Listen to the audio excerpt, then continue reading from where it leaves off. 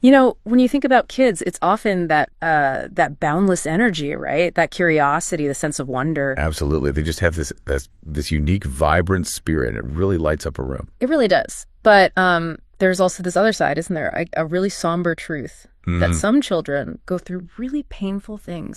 Trauma. Yeah. And that trauma, if it's left unaddressed, it can really diminish their lives later on, their capacity for thriving, for joy. Right. It's a tough reality, but understanding it feels so important. It really is. And that's why we want to do this deep dive today. Think of it as maybe a shortcut through a really complex landscape. Yeah, the landscape of childhood trauma. Exactly. We've pulled together insights from, all over the place. Psychology, neurobiology, even philosophy. Right. Foundational theories, the latest brain science, timeless wisdom. All of it. Yeah. And our mission, really, for you listening, is to kind of distill that, pull out the most important nuggets so you can grasp what's really essential without getting, bogged down in all the details. We're hoping for some of those aha moments, connecting the dots. Okay, so what's the plan? What are we unpacking today? Well, first, we need to get clear on what childhood trauma actually is. It comes in a lot of forms, some less obvious than others. Okay, define it first. Then we'll look at the impact, psychological, emotional, even physical, especially how it echoes into adulthood. Right, the long-term effects. And finally, the paths to healing. What work? We'll draw on clinical approaches, but also those philosophical perspectives we mentioned. Sounds like a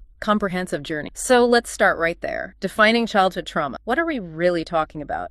Well, the sources consistently point out it's not just, one single bad event. It's often an experience or a series of experiences that deeply impacts a child's developing mind, their emotions, their body. It shapes them. Profoundly. And it's crucial to understand how broad the causes can be. It's not just the things we might immediately think of, like physical abuse. No, not at all. I mean, that's definitely part of it, explicit physical or emotional abuse. But our sources also stress things like chronic neglect. Which is more about what doesn't happen. Exactly. The lack of consistent safety or nurture or just feeling seen and validated. Then you have things like household dysfunction, living with addiction, mental illness, domestic violence. Even things outside the home, like bullying. Yes, bullying, community violence, even trauma within institutions like schools or the foster care system.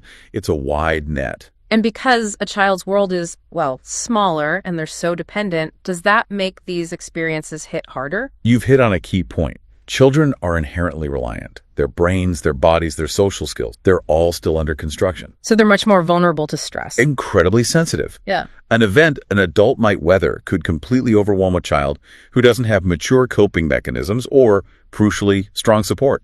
So it's about the event and the child's capacity to cope. Precisely. Trauma isn't just the bad thing that happened. It's the experience overwhelming the child's ability to cope, to feel safe. And, as Dr. van der Kolk famously put it, the body keeps the score. It lodges itself physically, not just mentally. That connection to physical health is so striking. You mentioned sources like Dr. Nadine Burke-Harris and the ACE study. Right, the Adverse Childhood Experiences study. Yeah. That research was groundbreaking. What was the big aha moment from that work? It wasn't just confirming that adversity hurts kids. It was showing how it gets under the skin, how it literally rewires our biology. Providing a medical link. A direct link. It connects early adversity, things like abuse, neglect, household dysfunction, to a higher risk of chronic diseases later in life. Heart disease, diabetes, autoimmune conditions, even a shorter lifespan. Wow. So the more types of trauma someone experienced, child, the higher their risk for these poor health outcomes as an adult. It really shifted the conversation, framing childhood trauma not just as a psychological issue,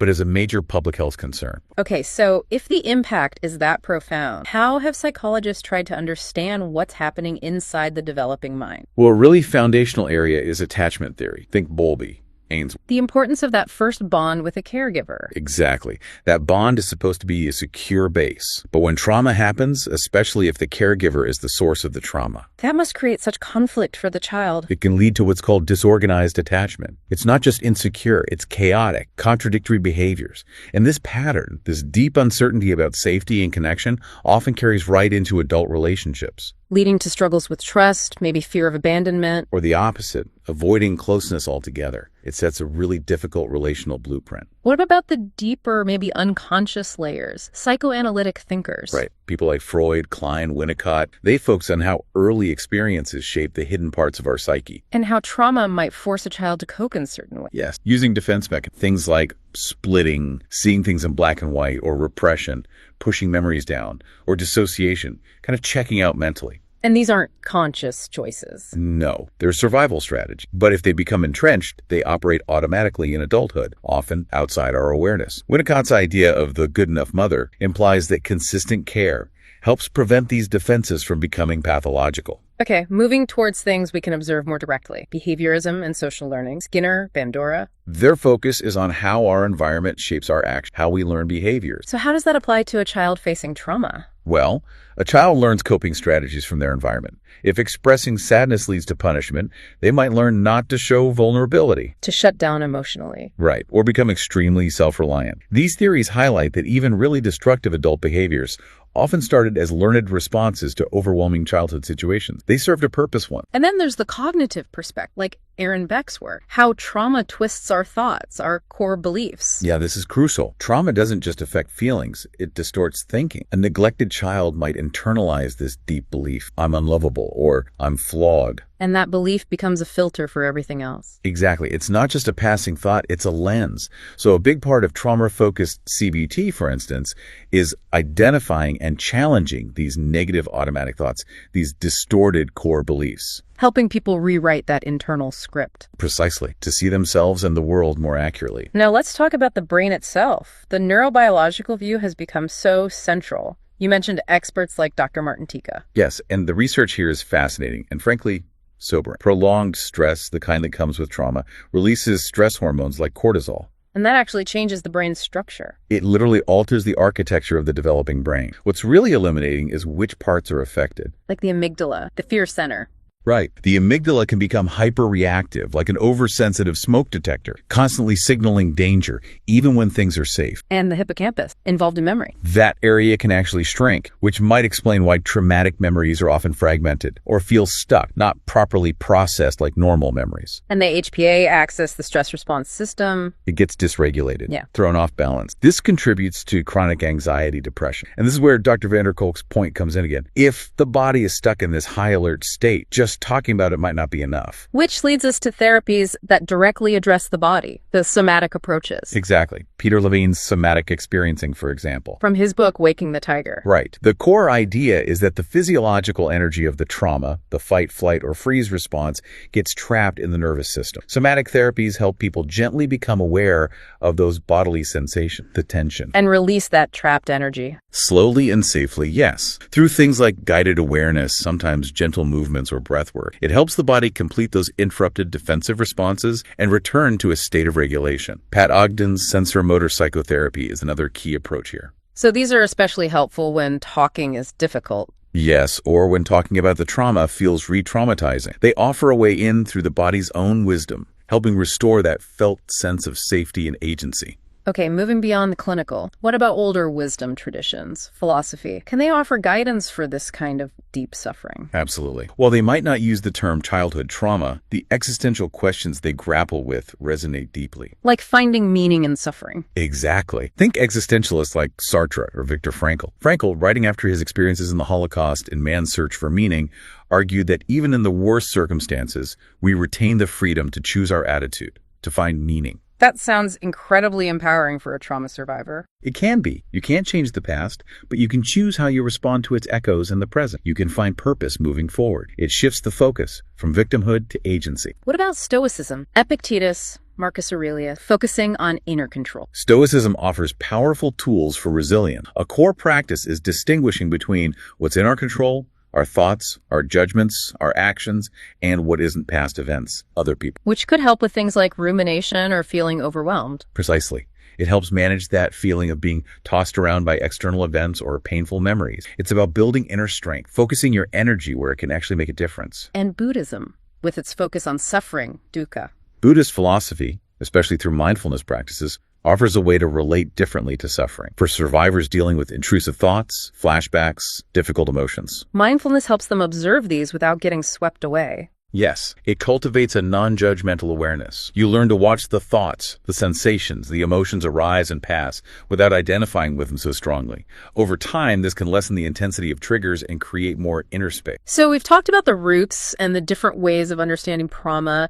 How does all this typically show up in adulthood? What are the common threads? Relationship difficulties are huge. That early attachment blueprint we discussed really plays out. So maybe being overly clingy, fearing abandonment? Or the opposite, keeping everyone at arm's length to avoid getting hurt. And that disorganized style often leads to really turbulent push-pull dynamics in partnerships. It makes sense that our first relationships set the stage. What about emotionally? Emotional dysregulation is very common. This can look like chronic anxiety, deep depression, or really volatile mood swings. Judith Herman describes it powerfully oscillating between feeling numb and being completely flooded by emotion. Flashbacks, panic attacks. Right. It's not just having a bad day. It can feel like baseline state, making emotional stability seem impossible. And often there's hypervigilance, constantly scanning for threats, which is utterly exhausting. And physically, we touched on the ACE study link. That's critical. Increased risk for obesity, heart disease, autoimmune problems, even some cancers. The chronic stress takes a toll systemically, leading to inflammation, impaired immunity. And Gabor Mate talks about addiction in this context too, right? Yes. He makes a powerful case in the realm of hungry ghosts that addiction, whether to substances, food, behaviors, is often at its root an attempt to self-soothe the deep pain of unresolved trauma. So it's not a moral failing, but a coping mechanism gone awry. A maladaptive response to unbearable suffering. It suggests recovery needs to go beyond just stopping the behavior and address the underlying wound. How does trauma impact someone's sense of self, their identity? It can be profound. Many survivors carry a pervasive sense of shame, this core belief that they're somehow fundamentally flawed or unworthy. Brené Brown's work really highlights how shame festers in secrecy and silence. So maybe they sabotage good things or become perfectionists. Both are common, trying desperately to prove their worth while underneath feeling deeply inadequate. It really shapes their self-concept. And then there's that pattern of reenactment where people almost unconsciously recreate dynamics from their past. Yes, it's uncanny sometimes. Like someone with a rejecting parent repeatedly choosing partners who are emotionally unavailable. It's like the psyche is trying to get it right this time to fix the original wound. But it usually just leads to more pain. Often, yes. But recognizing that pattern, well, this feels familiar for a reason. That's a huge step towards breaking the cycle. It opens up the possibility of choosing differently. Okay, so the imprints are deep and varied, but the hopeful message is that healing is possible. What are the most effective paths forward according to our source? Well, a key takeaway is that there's no single magic bullet. Healing often involves a multifaceted approach, tackling the emotional, the cognitive, and the bodily aspects of trauma. Psychotherapy is usually central, right? It's a cornerstone, and different types of therapy target different things. You mentioned CBT, cognitive behavioral therapy. Right, and trauma-focused CBT specifically. These help identify and restructure those distorted thoughts and negative beliefs we talked about, challenging the filter. And EMDR, eye movement desensitization and reprocess. That sounds intriguing. It is. It uses bilateral stimulation like guided eye movements or tapping while the person holds aspects of the traumatic memory in mind. The idea is it helps the brain process the memory, integrate it so it loses its emotional charge. Making it feel less overwhelming, less stuck. Exactly. Often without needing to talk through the details repeatedly, which can be helpful for some. And the somatic therapies we discussed, somatic experiencing, sensorimotor psychotherapy. They directly address the body's role, helping release that trapped physiological stress, completing those defense responses, restoring a sense of regulation and safety in the body. Essential for many people. What about internal family systems, IFS? That's getting a lot of attention. IFS is a really compassionate model. It views the psyche as having different parts, like an internal family. Some parts might hold the pain of trauma, exiles, while others develop to protect the system, protectors, like anger or numbness. And the goal is to heal those parts. It's about accessing the core self, which is seen as inherently calm, curious, and compassionate, and having that self connect with and heal the wounded and protective part. It helps understand internal conflicts and foster integration. Is medication ever part of the picture? Sometimes, yes, especially if symptoms like severe anxiety, depression, or PTSD are making it hard to function or even engage in therapy. Like SSRIs. SSRIs are common antidepressants that can help stabilize mood, reduce the overwhelm, and create enough space for the deeper therapeutic work to happen. It's usually seen as a tool to support therapy, not a standalone cure. What about things people can do themselves? Self-help strategies? Oh, absolutely valuable. Guided journals, mindfulness apps, supportive online communities. These can provide education, coping skills, and connection. And books. You mentioned a few already. Yes, books like Childhood Disrupted offer accessible explanations of the science and steps towards healing. And for philosophical grounding, Frankl's Man's Search for Meaning is incredibly powerful on finding agency. Even modern takes on Stoicism offer practical cognitive tools. And lifestyle things. Yes, exercise, nutrition. Hugely important. Regular exercise helps regulate the nervous system. Mind-body practices like yoga or Tai Chi rebuild the connection to the body in a safe way. Good nutrition supports brain health. Creative outlets, art, writing, music, dance, can process emotions words can't reach. These aren't just extras then. No, they're integral to a holistic approach. Healing involves the whole person. And finally, community, social support. Absolutely critical. Support groups, trusted friends, family. Feeling understood and validated by others combats the shame and isolation that trauma breed. It reminds people they aren't alone. That validation can be life-changing. Especially when formal therapy might be hard to access. That sense of shared experience is incredibly powerful. Maybe we can make this more concrete with those examples, Alina and Jacob. Right. So Alina, who experienced emotional neglect, as an adult, she struggled with relationships, intense loneliness, but also pushing people away. The classic pattern. Reading The Body Keeps the Score helped her understand her hypervigilance. Then, working with a somatic therapist allowed her to connect with suppressed grief and anger. So connecting mind and body. Yes, and she used mindfulness and journaling alongside therapy to really start rewriting her story and building healthier connections. A great example of integrating different approaches. And Jacob, physical abuse, chaotic home, adult anger issues. Jacob's story shows another path. CBT helped him identify the triggers and the underlying belief that the world was hostile. EMDR helped take the sting out of the specific traumatic memory. So addressing the thoughts and the memories charge. Exactly. And later, inspired by Frankl's ideas about meaning, he started volunteering. Finding purpose helped counteract his cynicism. He found his anger lessened. He had fewer flashbacks. He channeled his energy outwards. It shows how clinical work can create space for finding that deeper meaning. It really does. These aren't simple fixes, but they show the potential for profound change. And it points towards that idea of post-traumatic growth. Yes, that's such an important concept. It's the idea that surviving trauma and working through it can sometimes lead to positive transformations like deeper empathy, greater appreciation for life, increased resilience. It doesn't erase the pain. Not at all. But it suggests that growth can happen because of the journey through adversity, not just in spite of it. A renewed sense of self can emerge. For listeners wanting to dig deeper, let's quickly recap those key reference books. Sure. For the brain science and body connection, Bessel van der Kolk's The Body Keeps the Score is foundational. Judith Herman's Trauma and Recovery for the Stages of Healing, Safety, Mourning, Reconnection. Peter Levine's Waking the Tiger for understanding the somatic side and releasing trapped stress. Childhood Disrupted by Donna Jackson Nakazawa for that clear link between early adversity and adult health with practical steps. And for wider perspectives, Frankl's Man's Search for Meaning on Finding Purpose, and Gabor Mate's In the Realm of Hungry Ghosts for understanding trauma's link to addiction with compassion. When someone picks up these books, maybe starting their own journey, what's a good way to approach them? Gently, pace yourself. These topics can bring up a lot. Take a break, process what you're reading, maybe talk about it with a therapist or a trusted friend. It's not a race. Definitely not. Healing isn't linear. New memories or feelings might surface. And remember Herman's point, reconnecting, finding agent, that's a vital part of the later stages. And once someone reaches a place of stability, the focus might shift. From active recovery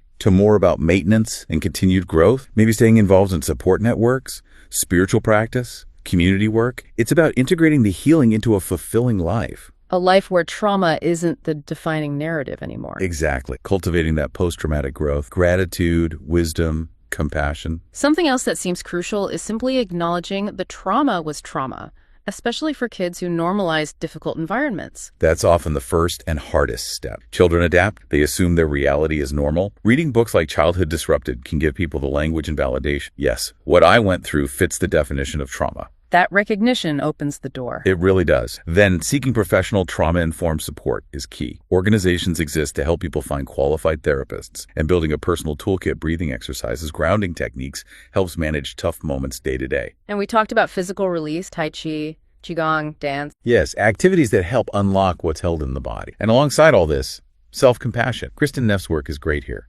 Learning to be kind to oneself, forgiving oneself. That's huge for survivors who often carry so much self-blame. Softening that inner critic. Culture plays a role too, right? Some communities might discourage talking about family problems. Adding shame and isolation. Understanding intergenerational trauma How pain gets passed down, as Mark Willen explores, can be incredibly validating. It places personal struggles in a larger family context. As healing progresses, boundaries become important too. Very. Realizing some relationships aren't supportive. Learning to set limits, even if it's difficult, is often necessary to protect that hard-won peace. And accepting that healing isn't always a straight line. Setbacks happen. Absolutely. Triggers come up, life throws curveballs. Seeing these moments not as failure, but as part of an ongoing process, using the skills learned, that's resilience. What about children who are currently in traumatic situations? Intervention is paramount. Adults, caregivers, teachers, community members need to know the signs and how to connect children with support and safety. Dr. Bruce Perry's work shows how timely, compassionate connection can change everything for a child. The power of relationships. Immense. And expanding that circle of support family, friends, mentors, communities builds resilience at any age, especially when formal help is scarce. Faith communities can provide that too. Yes. For many, faith offers solace, meaning, and community. And getting involved in advocacy, raising awareness, that helps create a more protective environment for everyone. It feels like individual healing really does ripple outwards. It absolutely can. Breaking cycles of harm in one family, bringing more compassion into a community, and often survivors find a calling to pay it forward, using their experience to help others. Okay, let's try to synthesize this. At its core, childhood trauma is complex, affecting mind, body, stemming from abuse, neglect, dysfunction, deeply shaping development, relationships, health, self-worth. If unaddressed, those echoes are long and loud in adulthood. But, and this is the crucial counterpoint, healing is absolutely possible. Overwhelmingly, yeah. Research across the board confirms this. People can reclaim safety, identity, joy. Through therapies like EMDR, somatic experiencing, IFS, CBT, targeting memories, beliefs, bodily sensations. Supported by neurobiology, showing why body-based approaches matter, and complemented by philosophical wisdom on finding meaning and resilience. And those reference books, The Body Keeps the Score, Trauma and Recovery, Waking the Tiger, Childhood Disrupted, Man's Search for Meaning. In the realm of hungry ghosts, they offer maps, validation, tools. Exactly. They serve as guides, reminding us that while trauma casts a long shadow, our capacity for growth, for connection, for creating a life that feels authentic, that endures. So for you listening, if this resonates, remember patience, self-compassion. It's okay if it's slow, if old wounds surface. Every small step matters. Yeah. Every moment of self-care, awareness, supportive connection, it's all rewiring, rebuild. And sometimes those very sensitivities born from trauma can become strength, empathy, creativity, intuition. It takes immense courage to face this. Truly does. But the potential rewards are immense too. Healthier relationships, a stronger sense of self, a more meaningful life. So here's a final thought to leave you with. Think about how one person's healing journey doesn't just stay with them. By breaking those cycles, by building resilience, how might that ripple out? Affecting families, communities, maybe even wider systems. Healing in that sense isn't just personal. It's potentially a catalyst for collective compassion, for real positive change.